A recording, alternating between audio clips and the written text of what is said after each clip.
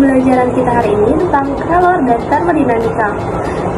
Pernahkah kalian duduk di dekat api unggun dan merasakan kehangatan yang menjalar ke seluruh tubuh kalian? Kenapa ya hal itu bisa terjadi? Nah, dalam video kali ini kita akan membahas prinsip dasar termodinamika dan kalor yang ternyata ada di sekitar diri kita setiap hari.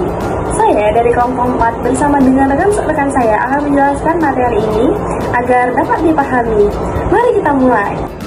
Materi yang pertama yaitu pengertian dan konsep dasar kalor. Apa sih kalor itu? Kalor adalah energi panas yang berpindah dari benda bersuhu tinggi ke benda bersuhu rendah. Kalor ini merupakan salah satu bentuk energi dasar dalam termodinamika. Dalam kehidupan kita sehari-hari, kalor sangat penting bagi kita. Tanpa kalor, air di bumi akan membeku. Kalor juga yang membuat kita bisa memasak makanan sehingga kita bisa makan untuk sehari-hari.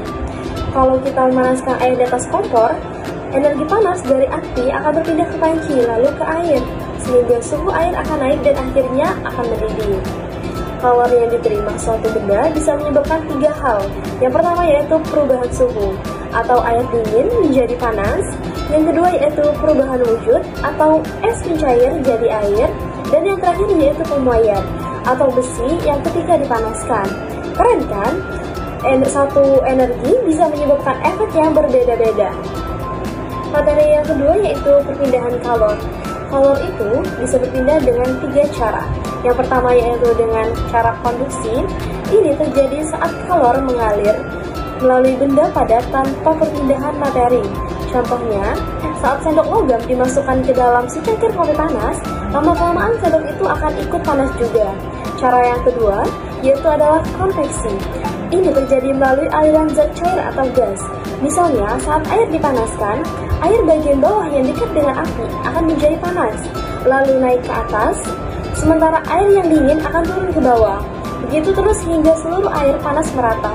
Dan cara yang ketiga atau yang terakhir adalah radiasi. Ini terjadi tanpa memerlukan zat perantaranya. Contohnya, panas matahari yang sampai ke bumi. Maksudnya, matahari dan bumi dipisahkan oleh ruang hampa, tetapi panas tetap bisa sampai ke kita melalui radiasi. Itulah kenapa kita merasakan hangat ketika berada di bawah sinar matahari. Materi selanjutnya yaitu perubahan suhu zat. Suhu adalah ukuran panas atau dinginnya suatu benda. Kita mengukurnya dengan alat yang dinamakan dengan termometer. Saat suatu benda menerima kalor, suhunya akan naik. Seberapa besar kenaikan suhunya tergantung pada 3 hal. Yang pertama yaitu massa bendanya, yang kedua yaitu jenis zatnya, dan yang terakhir yaitu banyaknya kalor yang diberikan. Setiap zat mempunyai kalor jenis yang berbeda-beda. Dan kalor jenis itu tersendiri merupakan jumlah kalor yang dibutuhkan oleh 1 kg untuk menaikkan suhunya sebesar 1 derajat Celcius. Air punya kalor jenis yang besar, artinya butuh kalor yang banyak untuk menaikkan suhunya. Itulah sebabnya mengapa air laut di pantai terasa sejuk meskipun di siang hari, karena air laut butuh waktu lama untuk menyerap panas matahari. Materi selanjutnya yaitu kalor laten. Ada yang menarik nih, ketika kalor diberikan oleh suatu zat tidak selalu menyebabkan kenaikan suhu. Pada kondisi tertentu, kalor yang diterima zat digunakan untuk merubah wujud. Misalnya, saat es atau padat berubah menjadi cair atau air, suhunya tetap 0 derajat Celcius meskipun terus diberi kalor. Kalor yang digunakan untuk mengubah wujud ini disebut dengan kalor laten. Kata laten tersendiri berarti tersembunyi, karena kalor ini tidak tampak sebagai kenaikan suhu. Kalor laten dilambangkan dengan huruf L besar didefinisikan sebagai jumlah energi kalor yang diterima atau dilepas per satuan massa oleh suatu zat untuk mengubah wujud. Setiap perubahan wujud memiliki nilai kalor laten yang berbeda-beda. Semuanya, pada kesempatan kali ini saya akan melanjutkan presentasi dari teman saya yang membahas perubahan wujud pada kalor. Setiap benda memiliki 3 wujud, yaitu padat, cair, dan gas. Perubahan dari satu wujud ke wujud lainnya terjadi karena adanya kalor. Ada perubahan wujud yang memerlukan kalor seperti mencair, menyublin, dan menguap. Sedangkan perubahan seperti membeku dan mengembun justru melepaskan kalor. Nah, perlu diingat, perubahan wujud ini tidak selalu disertai dengan perubahan suhu.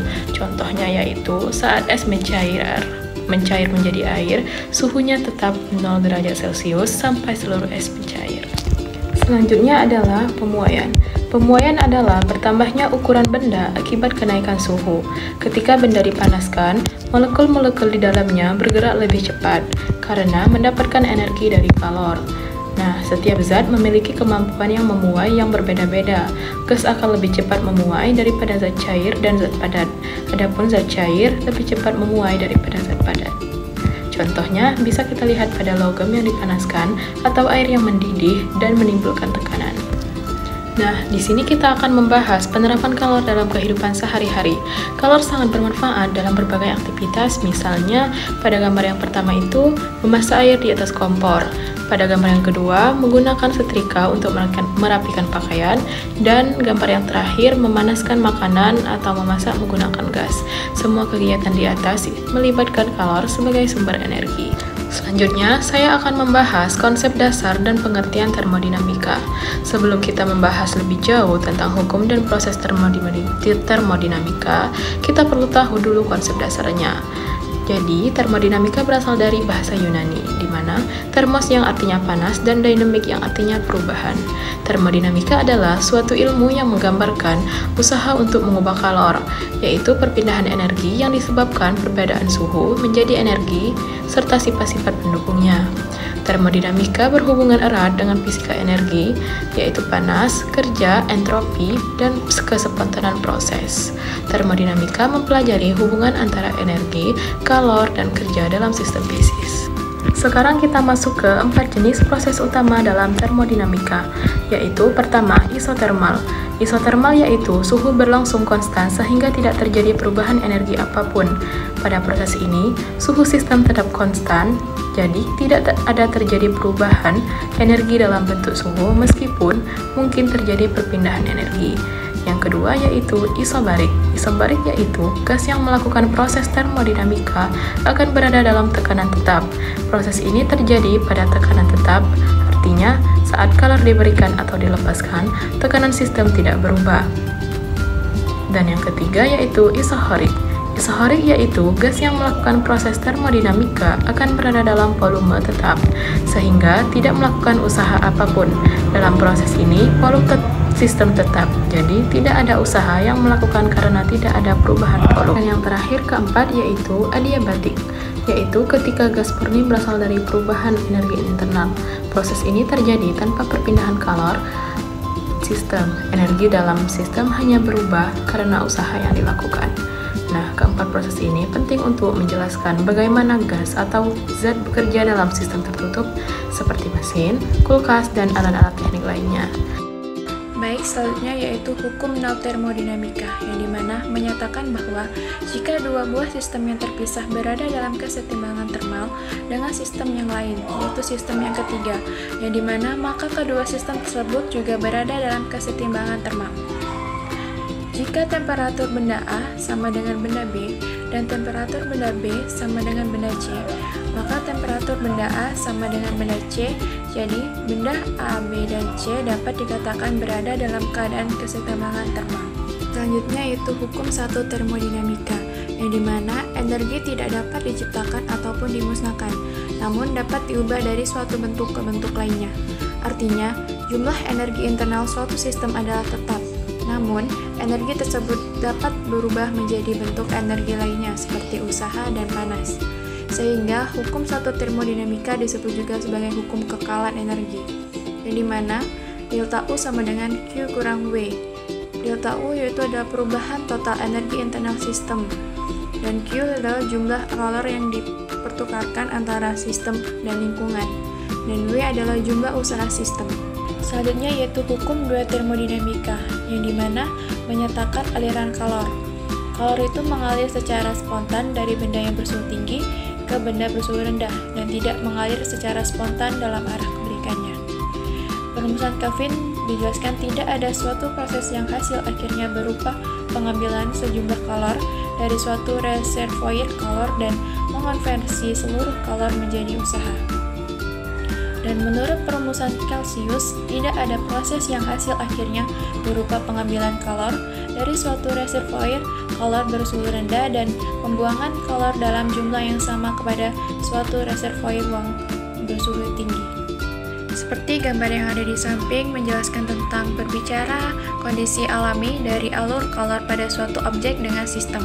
Kolor mengalir secara alami dari benda panas ke benda dingin. Kolor tidak akan mengalir secara spontan dari benda dingin ke benda panas tanpa dilakukan usaha. Selanjutnya yaitu hukum ketiga termodinamika, di mana terkait dengan temperatur nol absolut. Hukum ini menyatakan bahwa pada saat suatu sistem mencapai temperatur nol absolut, yang dimana semua proses akan berhenti dan entropi sistem akan mendekati nilai minimum, dimana hukum ini juga menyatakan bahwa entropi benda berstruktur kristal sempurna pada temperatur nol absolut bernilai 0. Dan selanjutnya yaitu hukum 3 termodinamika, yang dimana entropi kristal murni pada suhu 0 absolut adalah 0. Pada suhu 0 absolut, dimana tidak terjadi pergerakan atom, tidak ada kekacauan termal, dan struktur kristalin dianggap sempurna.